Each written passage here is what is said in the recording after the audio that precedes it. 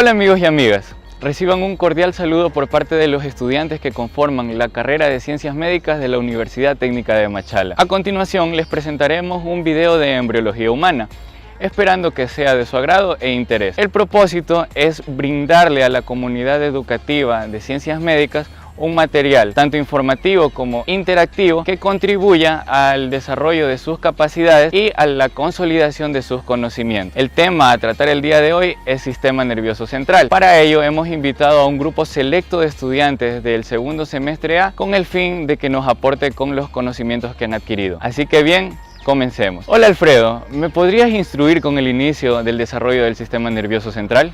Hola Ricardo, sí, vamos a hablar sobre el desarrollo embriológico del sistema nervioso central. Aparece la tercera semana como una placa de ectodermo engrosada, la placa neural, la cual va a contener pliegues que se van a elevar desde la región cefálica hasta la región craneal y la región caudal, formando así los neuroporos craneales y caudales, que van a estar en estrecha relación con la cavidad amniótica suprayacente. El neuroporo craneal se va a cerrar definitivamente en la fase de 18 a 20 somitas en el día 25, mientras que el neuroporo caudal se va a cerrar aproximadamente 3 días después de esto. En el extremo cefálico del tubo neural vamos a encontrar la procedencia de las vesículas primarias, el prosencéfalo, el mesencéfalo y el rombencéfalo. También vamos a encontrar la formación del istmo rombencefálico, el cual va a separar el mesencéfalo del metencéfalo, y el pliegue pontino encargado de separar el metencéfalo del mielencéfalo. En el desarrollo tenemos que las vesículas primarias van a originar en la quinta semana 5 vesículas secundarias, en la cual el prosencéfalo origina al telencéfalo y al diencéfalo. El telencéfalo a su vez originará los hemisferios cerebrales, mientras que el diencéfalo originará a la vesícula óptica, al tálamo, al hipotálamo y la hipófisis. Luego el mesencéfalo permanece igual.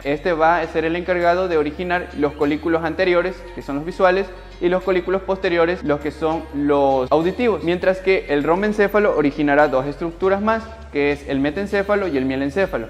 El metencéfalo origina el puente y el cerebelo, y el mielencéfalo origina la médula oblongada. Bien, continuando vamos a tener el desarrollo embriológico de la médula espinal, la cual va a constar de una capa neuroepitelial, una capa de manto y una capa marginal. Una vez el recién cerrado tubo neural, va a encontrarse células neuroepiteliales que se van a extender sobre el grosor de las paredes, formando así un epitelio pseudoestratificado también grueso, que se van a conectar entre sí mediante complejos de unión. Estos a su vez en conjunto van a formar la capa neuroepitelial o neuroepitelio. Una vez cerrado el tubo neural, estas células neuroepiteliales van a proceder a la creación de nuevas células, las cuales se van a caracterizar principalmente por tener un núcleo redondo con un nucleoplasma pálido y un nucleolo de coloración oscura, el cual se va a encontrar dispuesto sobre la capa de manto, la cual se va a encontrar alrededor de la capa neuroepitelial, donde en esta la aglomeración de los neuroblastos van a transformarse en la sustancia gris de la médula espinal. Mientras que la capa marginal de la médula espinal, esta va a encontrarse dispuesta por células nerviosas que nacen de la capa de manto, de los neuroblastos. Estos a su vez mediante mielinización van a formarse con un aspecto blando, dando como resultado así la sustancia blanca de la médula espinal. También les voy a hablar sobre la placa basal, la placa alar, la placa de techo y la placa del suelo. La constante incorporación de neuroblastos en el tubo neural va a producir un engrosamiento a ambos lados del mismo, formando así engrosamientos ventrales y engrosamientos dorsales. Los engrosamientos ventrales, que serán la placa basal, va a originar el área motora de la médula espinal, mientras que el engrosamiento dorsal, las placas alares, van a originar el área sensitiva de la médula espinal. Ambas placas o ambos engrosamientos van a estar separados por un surco limitante. Va a marcar un límite o un canal en el cual las fibras nerviosas van a discurrir para desplazarse de un lado hacia otro. Hablamos de una placa de techo y una placa de suelo. Estas placas no van a contener neuroblastos, por tanto en esta zona no van a llegar las terminaciones nerviosas de dichas fibras. Bien, volvemos contigo Ricardo para ver qué más nos tienes preparado en esta programación. Gracias Alfredo, estuvo muy interesante tu disertación. Ahora le daremos paso a mi compañera Roxana, que nos va a hablar sobre la diferenciación histológica. Sí, Ricardo, continuando con la diferenciación histológica de las células del sistema nervioso central, en primera instancia tenemos a las células nerviosas o a las neuronas. Primero encontramos a los neuroblastos o las neuronas primitivas. Estas se originan de la división y de la diferenciación de las células de la capa neuroepitelial. En un principio, los neuroblastos contienen una sola prolongación citoplasmática, a la que se la conoce como la dendrita transitoria, pero cuando migran a la capa del manto, esta se pierde y el neuroblasto ahora es apolar. Continuando con el desarrollo, aparecen dos nuevas prolongaciones a los lados opuestos del cuerpo central del neuroblasto, y ahora el neuroblasto es bipolar. Luego, una prolongación da origen a un axón primitivo, mientras que la otra prolongación se va a ramificar para dar origen a las dendritas primitivas, y así el neuroblasto es multipolar. Con el paso del desarrollo ulterior, estos neuroblastos se diferencian en neuronas maduras y pierden su capacidad de dividirse. Los axones de las neuronas en la placa basal van a interrumpir en la zona marginal y se van a estar presentes en la pared ventral de la médula espinal, dando origen a la raíz motora ventral del nervio raquídeo. Por otra parte, los axones de las neuronas en la placa alar van a penetrar la capa marginal, van a ascender hasta los niveles más altos o más bajos para así dar origen a las neuronas de asociación. Por otra parte, también encontramos a las células gliales, que también se las conoce como las células de sostén. Los glioblastos, los precursores de estas células, también se originan de la capa neuroepitelial, una vez que haya terminado la producción de los neuroblastos. Cuando migran a la capa marginal y a la capa del manto, estos se diferencian primeramente en astrocitos protoplasmáticos y astrocitos fibrilares, que van a tener funciones metabólicas y también funciones de sostén. El segundo tipo en aparecer son las células de la oligodendroglía, que también parece ser que se originan de esta capa. Estas van a tener la función de formar vainas de mielina alrededor de los axones de las neuronas que se encuentran en la médula espinal. Un tercer tipo de células de sostén o de células de apoyo son las células de la microglía. Van a derivar del mesénquima vascular cuando los vasos sanguíneos penetren el sistema nervioso durante la segunda mitad del desarrollo y van a tener funciones fagocíticas. Las últimas células de sostén son las células ependimarias. Estas también se originan de la capa neuroepitelial una vez que haya terminado la producción de los neuroblastos y también de los glioblastos, y va a tener la función de recubrir el canal central de la médula espinal. Bien, con respecto a las células de la cresta neural, este es un grupo de células que va a aparecer en los bordes de los pliegues neurales cuando la placa neural se eleva. Estas células van a dar origen a los ganglios sensitivos de los nervios raquídeos, así como otros tipos de células. En primera instancia, los neuroblastos que se encuentran en los ganglios sensitivos van a tener dos prolongaciones. Una prolongación se va a originar en la región central y va a penetrar la médula espinal. Así va a dar origen a la raíz sensitiva dorsal del nervio raquídeo. La otra prolongación va a ser periférica y esta se va a unir o a asociar con la raíz motora ventral para formar el tronco del nervio raquídeo y luego extenderse hacia los órganos receptores sensitivos. Las otras células que da origen las células de la cresta neural son neuroblastos simpáticos, las células de Schwann, las células de pigmento, los odontoblastos, las meninges y el mesénquima de los arcofaringes. Por otro lado, los nervios raquídeos van a tener dos raíces, una raíz motora ventral y una raíz sensitiva dorsal. La raíz motora ventral va a provenir de los neuroblastos que se encuentran en la placa basal de la médula espinal, mientras que la raíz sensitiva dorsal van a provenir de los neuroblastos que se encuentran fuera de la médula espinal, es decir, en los ganglios sensitivos. La parte proximal de estas raíces va a penetrar la médula espinal mediante las astas ventral y dorsal respectivamente, mientras que la parte distal de estas raíces se va a unir para formar el tronco del nervio raquídeo. Así, el nervio raquídeo va a tener una porción ventral que va a ser de inervación motora y una porción dorsal que va a ser de inervación sensitiva. Inmediatamente después de este tronco se dividen en ramas primarias ventrales y ramas primarias dorsales. Las ramas primarias dorsales van a inervar la musculatura axial dorsal, también van a inervar la piel de la espalda y las articulaciones intervertebrales, mientras que las ramas primarias ventrales van a inervar las extremidades y la pared del cuerpo formando grandes plexos. Por último, encontramos a dos células encargadas de la mielinización de las fibras nerviosas del sistema nervioso central. Primero están las células de Schwann. Estas son las encargadas de mielinizar las fibras nerviosas periféricas. Las células de la oligodendroglía son otro tipo de células que mielinizan, pero en cambio las neuronas que se encuentran dentro de la médula espinal. Otra diferencia entre estas dos es que las células de Schwann pueden mielinizar únicamente un axón, mientras que las células de la oligodendroglía pueden mielinizar hasta 50 axones.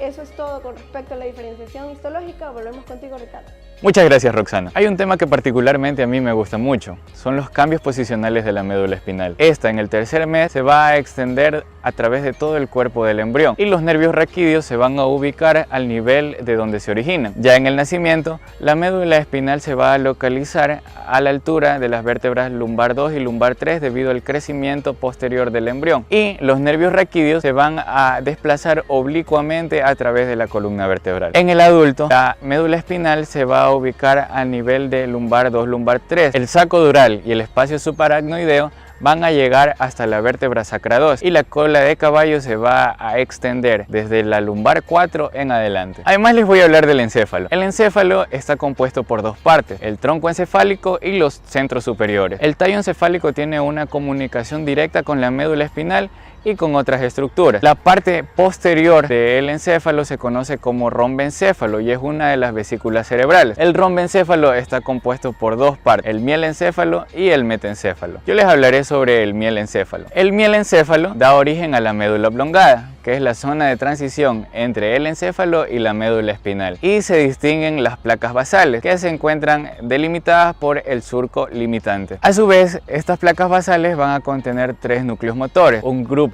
eferente somático, que es el más medial, un grupo eferente visceral especial, el intermedio, y un grupo eferente visceral general, que es el lateral. Les pasaré a detallar cada una de estas. El grupo eferente somático es la continuación cefálica de las células del asta anterior de la médula espinal y va a contener las neuronas del nervio hipoglóseo que van a inervar los músculos de la lengua. Además, se va a extender hasta el mesencéfalo, formando lo que se conoce como la columna motora eferente somática. Al nivel del metencéfalo y del mesencéfalo va a estar representada por las neuronas de los pares craneales abducens, troclear y oculomotor. El abducens, el par craneal número 6, troclear número 4 y el oculomotor número 3, que van a inervar la musculatura del ojo. El grupo eferente visceral especial, que es el intermedio, va a extenderse hasta el metencéfalo, formando lo que se conoce como la columna motora eferente visceral especial y va a inervar la musculatura de los arcofaringios. Va a estar representado por las neuronas de los pares craneales 9, 10 y 11 a nivel del mielencéfalo. Los pares craneales 9, 10 y 11 van a ser el glosofaringio, el vago y el accesorio respectivamente. El grupo eferente visceral general va a inervar la musculatura del aparato digestivo, del aparato respiratorio y del corazón. Además, el mielencéfalo está compuesto por los grupos aferentes, que son centros sensitivos, y aquí también vamos a encontrar tres que son homólogos de los eferentes. Está el grupo aferente somático, el grupo aferente visceral especial y el grupo aferente visceral general, pero estos van a ir desde lateral a medial. El grupo aferente somático lateral va a estar representado por el nervio glosofaringio y por lo tanto va a recibir sensaciones de dolor, temperatura y tacto de la faringe. El grupo aferente visceral especial va a recibir estímulos de las papilas gustativas, el paladar, la bucofaringe, la epiglotis y del nervio vestíbulo coclear, que es el par número 8, y este cumple la función de la audición y también del equilibrio. Y finalmente, el grupo eferente visceral general va a recibir información interoceptiva del tracto gastrointestinal y también del corazón. La placa del techo está constituida por una sola capa de células ependimarias recubiertas por mesénquima vascular. Juntas, estas dos estructuras van a formar la pía madre. Debido a la proliferación del mesénquima vascular sobre la placa del techo, se van a formar unas invaginaciones en forma de penacho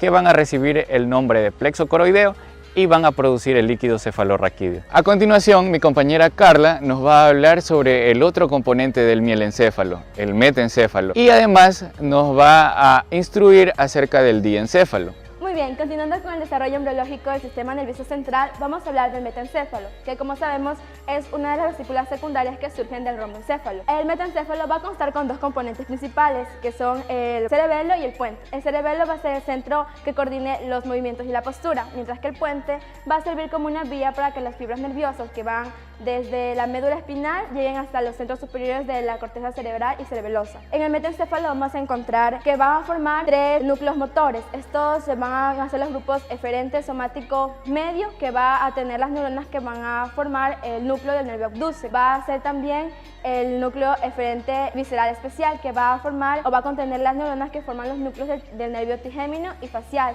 los cuales van a inervar la musculatura del primer y segundo arco faríngeo. El grupo eferente visceral general, en cambio, va a tener las neuronas que van a inervar a las glándulas submandibular y sublingual. Asimismo, las placas alares del metaencéfalo van a formar tres núcleos sensitivos, los cuales forman los grupos aferente somático medio, que va a presentar las neuronas sensitivas para el nervio trigémino, mientras que también va a formar el grupo aferente visceral especial y aferente visceral general. Continuando con el desarrollo embriológico de las vesículas cerebrales, vamos a tener al mesencéfalo o cerebro medio. En el mesencéfalo, las placas basales van a formar simplemente dos núcleos motores. Van a ser el eferente somático medio, que va a contener o va a estar representado por los nervios oculomotor y troclear, que van a inervar la musculatura del ojo, y el núcleo eferente visceral general, que va a estar representado por el núcleo de Edinger-Westphal, y este de aquí va a inervar al músculo esfínter de la pupila. Las placas basales de la porción del mesencéfalo también van a engrosarse y van a formar una estructura denominada pie peduncular.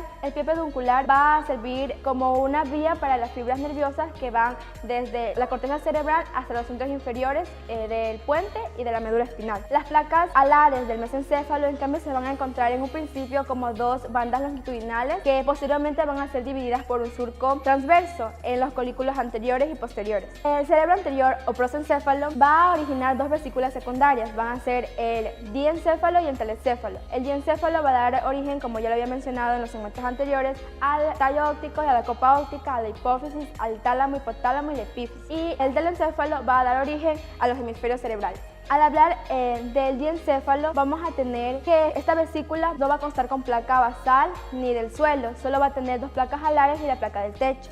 La placa del techo va a constar de una sola capa de células ependimarias que va a estar recubierta por mesenquima vascular, y estas dos juntas van a dar origen al plexo coroideo del tercer ventrículo. En la parte caudal de esta se va a originar el cuerpo pineal o epífisis, la cual empieza como un engrosamiento epitelial que después en la séptima semana va a formar una evaginación que se va a solidificar y va a formar alargando la epífisis propiamente dicha. Esta tiene una importancia ya que va a ser un canal por el cual la luz y la oscuridad controlen los ritmos endocrino y conductual de las personas, y también en el adulto va a presentarse como un reservorio de calcio que puede ser utilizado en las radiografías como una referencia. Ahora vamos a hablar de las placas alares. Las placas alares forman las paredes laterales del diencéfalo y van a estar divididas por el surco hipotalámico, que va a dividir a estas paredes en una región dorsal y una región ventral. La región dorsal va a ser el tálamo y la región ventral va a ser el hipotálamo. La excesiva proliferación que va a tener el tálamo va a provocar que este invada el espacio del tercer ventrículo, tanto así que las partes hipotalámicas de la izquierda y derecha se van a fusionar en la línea media, originando una masa intermedia que también se la conoce como conexión intertalámica. El hipotálamo, en cambio, va a comenzar a dividirse o a segmentarse en zonas nucleadas. Uno de estos es el núcleo mamilar, y estas regiones van a encargarse de controlar las funciones viscerales como el sueño, la digestión, la temperatura corporal. Bueno, esto ha sido todo en este segmento. Volvemos contigo, Ricardo. Muchas gracias, Carlita. A continuación, María José nos platicará sobre una glándula muy importante, la hipófisis, y además nos hablará sobre el telencéfalo. Bueno, tenemos la hipófisis, o conocida como la glándula pituitaria. Esta se va a desarrollar a partir de dos estructuras. Tenemos la primera estructura, que va a ser del esfemoideo, que está situada en la bolsa de Rathke, y la segunda estructura, que va a ser a partir del infundíbulo. Durante su desarrollo ulterior de las células, en la pared anterior de la bolsa de Rathke se va a formar el lóbulo anterior o adenohipófisis. Una pequeña extensión de este lóbulo se va a denominar la parte tuberal, la cual se va a encontrar rodeando el infundíbulo. Entonces, tenemos que el infundíbulo va a originar el tallo y la parte nerviosa y el lóbulo posterior de la hipófisis o neurohipófisis. Continuando, mencionamos el telencéfalo. El telencéfalo va a constar de dos partes, que será los hemisferios cerebrales y la lámina terminal. Entonces, los ventrículos laterales, para mantener una comunicación con el diencéfalo,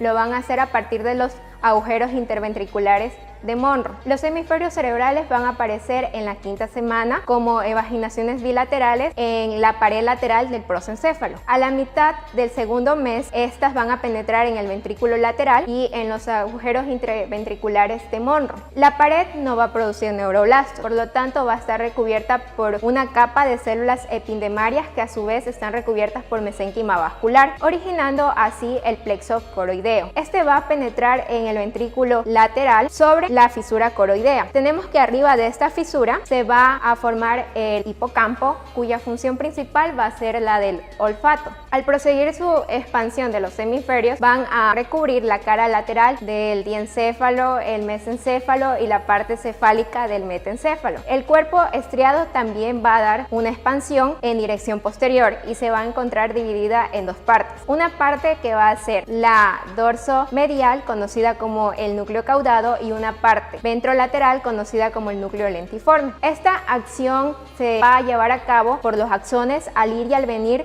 de la corteza de los hemisferios. Este haz de fibras que se va a formar entre el cuerpo estriado se lo va a denominar como cápsula interna, al mismo tiempo que se van a fusionar la parte medial del hemisferio y lateral del diencéfalo. Entonces tenemos que luego, debido a las expansiones, al crecimiento de los hemisferios, se van a originar lóbulos, los cuales serán los lóbulos frontal, el lóbulo temporal y el lóbulo occipital respectivamente, pero se va a dar una disminución en la región suprayacente del lóbulo frontal y el lóbulo temporal, que se comprimen y se va a formar la ínsula.